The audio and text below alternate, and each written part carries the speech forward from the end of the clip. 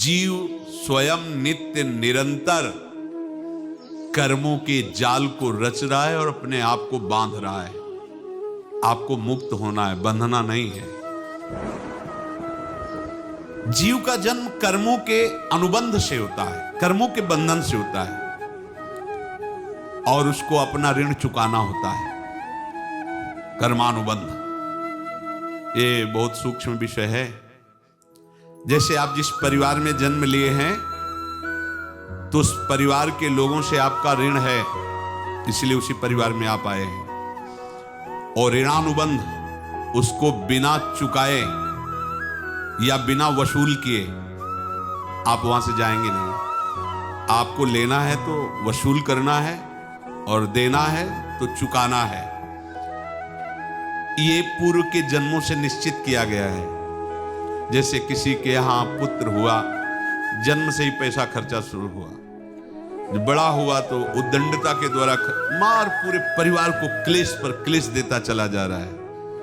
ये तुम्हारे कर्म का फल है। या ऐसे शक्तिहीन बुद्धिहीन ऐसे पागल पूरे जीवन सेवा करो, तुमसे अपना हिसाब चुकाने के लिए वो आया है। अब परिवार के जो सदस्य जुड़े आके और पत्नी आते ही पूरी हृदय में आनंद, परिवार में आनंद, और जीवन भर वो आनंद ही सुख देने के लिए उसका जन्म हुआ। वो अपना ऋणानुबंध मुक्त, और आते ही भयंकर क्लेश खड़ा कर दिया, बीच में दीवार और झगड़ा वैसा, फिर अतरे दिन मारपीट शुरू, कलह अशांति, पूरा जीवन नरक हिसाब करने आए। यहां ऋण चुकाए बिना कोई जा नहीं सकता, ऋण चुकाना पड़ेगा। किसी का ऋण वसूल करना है तो किसी को ऋण चुकाना है, दोनों काम करने होते हैं। अनेक जन्मों में अनेक लोगों के साथ हमने जो बर्ताव किए हैं, अच्छे या बुरे, वो होंगे। अब किसी आदमी को हम जानते नहीं, अचानक मिला, अचानक टक्कर लगा और मार पीट गाली गुप्ता सब कर दिया, चुपचाप सह लो। क्यों? ये आपका हिसाब है, पूर्व का हिसाब। हमारा उससे कोई द्वेष नहीं, कोई संकल्प नहीं। अचानक घटना घटी और हमसे द्वेष करने लगा, हमें पीटने लगा, हमें गालियां दे, ये हिसाब है, चुपचाप सह जाओ। अपने घर का भाई ही भारी दुश्मन बन गया और क्लेश दे, हिसाब है। एक प्रभुदत्त ब्रह्मचारी जी की वाणी में पढ़ा था, एक महात्मा जी भ्रमण करते थे तो उस समय असरफियां चलती थी, मोहरे असरफियां, उनको भेंट में देते लोग। तो या तो ठाकुर सेवा में लगे तत्काल, या संत सेवा में तत्काल लगे, उसका संग्रह करके डोलना ये ठीक नहीं है बैरागी के लिए, सिद्धांत में ये ठीक नहीं है। तो जब 2, 4, 6, 8 ऐसे मोहरे हुई तो उन्होंने विचार किया कि और भ्रमण करके जब काफी मोहरे हो जाएंगी तो प्रयागराज में जब कुंभ पड़ता है, एक बार पूरे सब अखाड़े के संतों को, अलग अलग संप्रदाय, सब संतों को बुलाएंगे और सबको पाएंगे। अब साधु है तो यही विचार करेगा, और क्या विचार करेगा। तो उन्होंने ऐसे डंडा बनवाया, बेंत, जो ऊपर से चूड़ीदार और भीतर पोला, और मोहरे उसमें डालते हैं, और भ्रमण, जहां जहां श्रद्धालु भगत सबके यहां जाना और इच्छा रखना कि एक मोहर तो दे दे दक्षिणा में। कामना कोई भी हो वो बांधती ही है, ध्यान रखना। इसीलिए प्रभु जो चाहे वो करे, अपनी चाह नहीं रखनी चाहिए, अपनी चाह प्रभु की चाह में मिला देनी चाहिए। धीरे धीरे वो छड़ी भर गई, भ्रमण करने वाले महात्मा चूड़ी लगाई, इंतजार करते रहे। जब प्रयाग का कुंभ पड़ा तो चले। तो रास्ते में एक गांव में पूछा जाता है, जिससे कहीं रुको कि कोई श्रद्धालु ऐसा है जो संत सेवी है। तो कुछ लोगों ने बताया, हाँ एक परिवार है, बहुत संत सेवी है, और आपको मिलाते हैं उनसे। आइए महाराज, घर में रुका, खूब अच्छा हलवा पूड़ी पवाया, और जो घर के मालिक थे चरण दबाए। चरण दबाते दबाते उनकी दृष्टि पड़ी उस डंडे पे, इतना मोटा और ऊपर से कुछ चूड़ी सी भी नजर आ रही। इस डंडे में तो कोई रहस्य है ही है। अब महात्मा जी को खवा पिला के सुला दिया। महात्मा जी जब सो गए तो पत्नी से धीरे से कहा, वो डंडा लाओ बाबा जी का डंडा। वो चूड़ीदार जो ही खोला पलटाया तो सैकड़ों मोहरे। ऐसे संत रोज पधारे भगवान, तुम आनंद हो जाए फिर क्या। पत्नी से कहा, नाप के कंकड़ लाओ। वो तो महात्मा जी तो खाए खीर पूड़ी, आराम से सो रहे। रात में पूरी प्लानिंग करके उसमें कंकड़ भर के चूड़ी लगाकर सिराने रख दिया, सारी मोहरें हटा ली।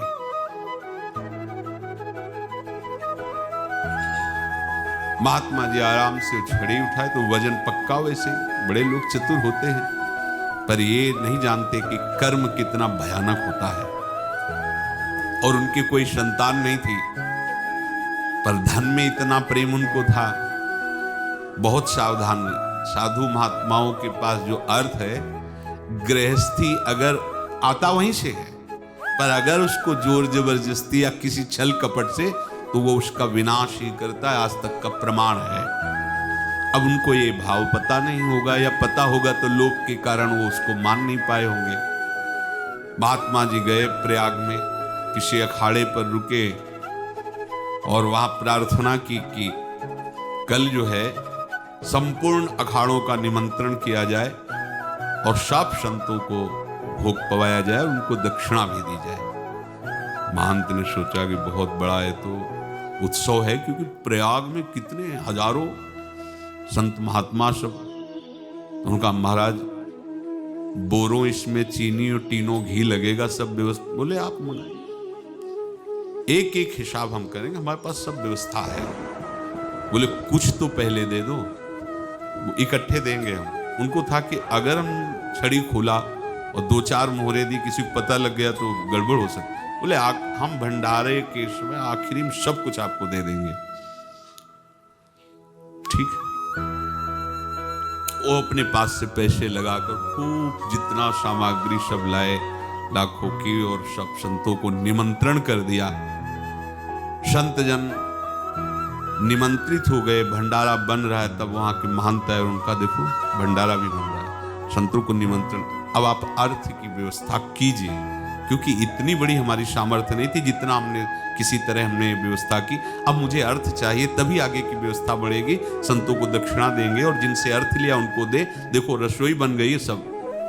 उनका छत में विश्वास नहीं तो यार, चूड़ी खोली। उनको तो था ना कि मोहरे हैं, कंकड़। तो जैसे कितना उनको सदमा लगा होगा। हजारों संतों का निमंत्रण, रसोई बन, संत हो के छल कपट। तो उनका महाराज आपने तो हमारा नाश कर दिया, जो महंत थे। अब बताओ, रसोई बन गई, संत निमंत्रित हो गए, और आप ये कंकड़ दिखा रहे हैं हमको। आपने तो हमें बर्बाद कर दिया। हमारी इतनी सामर्थ्य नहीं थी, आप पहले बता देते। संत होकर ऐसा छल कपट। अब वो बोले तो क्या बोले, क्योंकि उनको पता था कि मोहरे हैं इसमें। अंदर से उनका चिंतन गया उसी सेठ के पास। अच्छा, ऐसा धोखा हमारे साथ किया, भोगोगे तुम। ये जो निकलता है ना, भोगोगे, ये अकाट्य होता है। क्योंकि किसी का भी हृदय, मान लो किसी भी जीव जंतु को आप कष्ट दें और उसका हृदय आह भर जाए, तो वो आह वज्र की लेख है, तुम्हें भोगना पड़ेगा। वो देखो भीष्म जी को भोगना पड़ रहा। सांप को ऐसे धनुष की नोक से उठाया और बंबूल के कांटों के ऊपर फेंक दिया। कई दिन तक शेदा हुआ, वो आह भर करके मरा। तो आपको 6 महीने बाणों की सैया पर आह किसी की ना लेना जिंदगी। कोई ऐसा कोई आह भर करके कह दिया तुम समर्थ हो, हम तो कुछ कर नहीं सकते। और अंदर से दुखी, फिर तुम्हारी सामर्थ्य काम नहीं करेगी, मिट्टी में मिला देगी। फिर ये तो संत थे और भगवत आराधना के लिए, संत आराधना के लिए ही ऐसा किए हुए थे। अब इनका कैसे मुंह दिखाएं, अब क्या करें। सुबह संत जन आएंगे, सबके बीच में हमारी कि देखो इन्होंने, अब क्या करें। गए और संगम में जाके छलांग लगाई, अपने प्राण त्याग दिए। अब उनकी तो पास मोहरे थी और व्यापार बढ़ा, और 9-10 महीने बाद ही लड़का हुआ। अब तो उनको आके संत फलीभूत हो गया। देखो व्यापार चल रहा, लड़का नहीं होता था, लड़का भी हो गया। बड़ा आनंद छा रहा है। जब से वो प्रकट हुए और धन की वृद्धि शुरू हो गई, पढ़ाई लिखाई में उनके खर्चा हुआ सब, बस बीमारी शुरू हो गई उनके शरीर में, अब उसमें पैसा जाना शुरू हुआ। इतने आसक्त वो दोनों हो गए कि कुछ भी हो, व्यापार ठप, संपत्ति बेचना शुरू। तो उन्होंने कहा कि बेटा मैं क्या कर सकता हूं तुम्हारे लिए? बोले हमारी अंतिम इच्छा है प्रयाग चलो, और जितने प्रयाग में संत महात्मा सबको एक बार भंडारा करो, हमारी इच्छा अंतिम है, क्योंकि अंतिम यही इच्छा थी। बोले अब ज्यादा संपत्ति तो नहीं रह गई, तो बोले घर बेच दो, मेरे लिए ही तो है, बेच दो, मुझे लगता मैं बचूंगा नहीं, पर मेरी अंतिम इच्छा पूर्ण कर दो। घर बेच दिया, जेवर बेच दी, वहां गए, जब संत सेवा की तो बोले मुझे संगम तक ले चलो। संगम तक ले गए और बोले समझे तुम चुराए थे और हमने उसको छीना है, कुछ नहीं रह गया तेरे पास कुछ, अब केवल ममता और आसक्ति में जलकर मर और नरक प्राप्त कर। मैं वही महात्मा हूं जिसकी तूने मोहरे ली थी, शरीर छोड़ दिया। महात्मा को जन्म लेना पड़ा और इनको दुर्गति भोगनी पड़ी। ऋणानुबंध होश में, ऐसा नहीं कि आप जो कर रहे हैं कोई देख नहीं रहा, कोई हिसाब किताब नहीं, जो कर रहे हैं अवश्य में भोक्तव्यम, बहुत सावधान। अनेक जन्मों में अनेक लोगों से जो कुछ लिया दिया है, इस लेने देने को मिटा देने के बाद ही तुम मुक्त हो गए। इसीलिए एक उपाय है, लेना न देना मगन रहना। क्या? मालिक को समर्पित हो जाओ, मालिक को अपना माना हुआ समर्पित कर दो, खत्म। अहम त्वाम स्वरूपापेभ्यो मोक्षयिष्यामि, सब खत्म, आगे पीछे लेना देना सब खत्म। एकादश स्कंद में भगवान श्री कृष्णचंद्र जी ने कहा जो मेरे चरणों का आश्रय लेकर भक्त मेरा भक्ति करता है, उसके पितृ ऋण, मातृ ऋण, देव ऋण, ऋषि ऋण, सब ऋणों से मैं मुक्त कर देता हूं। बस यही एक उपाय है जो इसके बंद करने का उपाय भक्तों के लिए है, वो यही है, भगवान की शरण में होकर अपना माना हुआ पूरा भगवान के अर्पित कर दो। अर्पित करने का तात्पर्य उसमें अहम हटा दो। त्वदीयं वस्तु गोविंदम तुभ्यमेव समर्पये। जिनसे तुमने सेवा करवाई है उनकी सेवा करनी पड़ेगी, जिनसे तुमने जो कुछ लिया है उनको देना पड़ेगा। ये लेने देने का व्यापार जब तक समाप्त नहीं होगा तब तक तुम्हारा जन्म मरण चलता रहेगा। अब आपको यहां समझना है, यदि आपसे किसी ने पैसे लिए बेईमानी करके नहीं दे रहा है तो आप उसको गाली मत दीजिए, आपने बेईमानी की थी इसलिए आपकी बेईमानी हुई है, ले गया, कोई बात नहीं है, बंधन से मुक्त हुए, जो बोझा था चला गया। उसको ऐसा ना देखे कि ये बेईमान हमारे रुपए मार लिए, अब जो कुछ होगा देखेंगे। अगर आप आगे नया कुछ करते हैं तो फिर आगे का हिसाब आपको भोगना पड़ेगा, ध्यान रखना। ऐसा नहीं है कि आपको भोगना नहीं पड़ेगा। एक ही उपाय है कि अब जो शरीर धारण किए इसी में जो भोग ले, आगे ना होना चाहिए। तो क्या करे? सर्वतो भावेन भगवान की शरण ले ले। ये तो सर्वाणि कर्माणि मयि सन्न्यस्य मत्पराहा अनन्येनैव योगेन माम ध्यायन्तु उपासते तेषामहं समुद्धर्ता मृत्यु संसार से। ये बड़ा कठिन है पार होना, कोई छोटी मोटी बात है। एक महात्मा बाल्यावस्था से भजन करते थे, शालिग्राम भगवान पास रखते थे और उन्हीं की आराधना करके बस पाठ, नाम, जप और भ्रमण करते थे।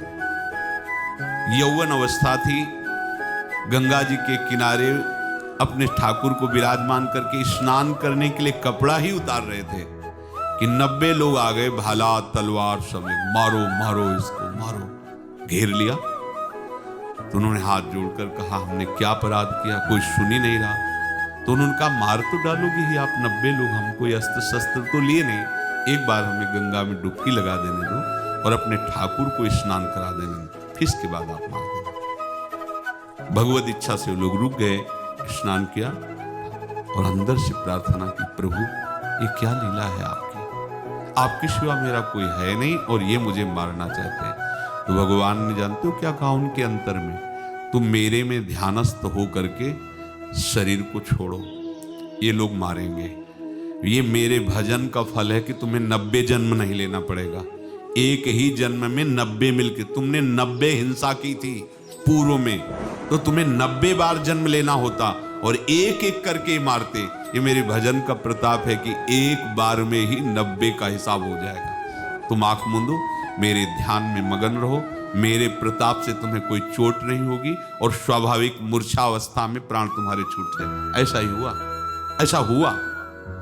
तो ये बात समझ लो कि ये जो कर्मानुबंध है, ऋणानुबंध है।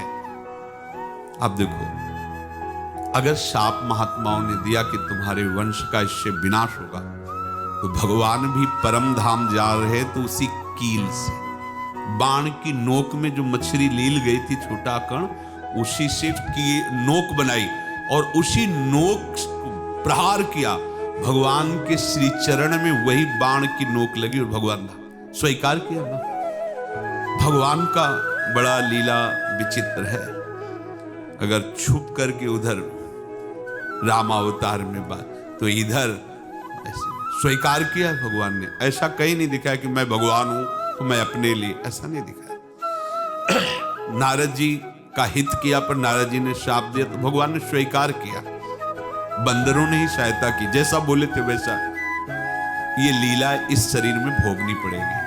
हाँ, ज्यादा को कम में भुगता देंगे, पर अब अगला शरीर ना मिले, इसके लिए सर्वतो भावेन भगवान के आश्रित हो जाए। जैसे आपने दुकान फैला रखी है तो उसमें दो काम होते हैं, लेना और देना। किसी को उधार दिया है तो हमें उसे लेना है, और कोई नगद देकर सामान ले रहा है तो उसे सामान देना है, या उधार लिया है तो हमें उधार देना है। अब अगर दुकान बंद करनी है तो तुम्हें देने वालों पर जोर देना है, लेने वालों पर जोर नहीं। लेने वाला तो जवाब क्षमा किया, समर्पित किया, हमारा कोई संबंध खत्म हो जाए, वो खुशी हो जाएगा। लेकिन देने वाला, तुम अगर दुकान भी उठा दोगे तो जहां भी रहोगे तुम्हारे पास वो आएगा, लाइए हमारा। तो देने पर नजर रखिए, जिसका जिसका हिसाब है वो आपके सामने आता जाए, हटाते जाओ। लेने पर नजर मत रखिए और दुकान फौरन उठा दीजिए, नहीं अगर लेते देते रहे तो चलता रहेगा। आगे चलकर कुछ लेना न देना, मगन रहना बस अपने प्रभु के चिंतन में। अब हम कैसे जाने कि किसको क्या देना है, हमें क्या पता? तो हम पूरा हिसाब जिनको पता है उनको दे देते हैं, समझ रहे हो? उनको पता है क्या लेना है क्या देना है, तो इनके पास पहुंच गए, सरकारी हिसाब से सब बराबर कर देंगे। हमको अपनी जिम्मेवारी इनकी चरणों में समर्पित कर देना है, तभी हम जीवन मुक्त होंगे। ये रहस्य की बात है।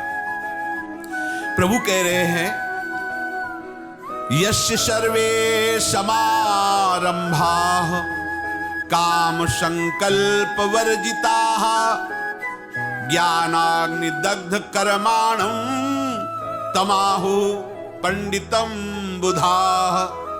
जिसके संपूर्ण कर्मों के आरंभ संकल्प और कामना से रहित हैं, तथा जिसके संपूर्ण कर्म ज्ञान रूपी अग्नि से जल गए हैं, उसको ज्ञानी जन भी पंडित कहते हैं, बुद्धिमान कहते हैं। पूज्य श्री भाई जी महाराज कह रहे हैं, जैसे वहां ज्ञानाग्नि से दग्ध कह रहे हैं, तो अपने वृंदावन वासियों का प्रेमाग्नि से सब कर्म संस्कार दग्ध होते हैं। जिस समय आपके हृदय में भगवत प्रेम का प्रादुर्भाव होगा तो लेश मात्र कभी तुम्हें दुख नहीं भोगना पड़ेगा। प्रेम का प्रादुर्भाव होते ही दुख का नाश हो जाता है, महासुख। जब प्रेम का प्रादुर्भाव होगा तो समस्त पाप भस्म हो जाते हैं, अशांति नष्ट हो जाती है, संसार ज्वाला स्पर्श भी नहीं कर सकती है। जब भगवत प्रेम का प्रादुर्भाव होता है तो हो सकता है उस उपासक के जीवन में दुखों का पहाड़ टूट पड़े, परिवार खिलाफ, शरीर रोगी, अव्यवस्था, बहुत बहुत कुछ सब कह रहे हैं। इतना सब होने पर भी उसके हृदय में कोई भी दुख नहीं होता। ऐसा सामर्थ्यशाली भगवत प्रेम है। भगवान के चरणार बिंद का जिसके हृदय में प्रेम है, भारी से भारी दुख भी उनको विचलित नहीं कर सकता।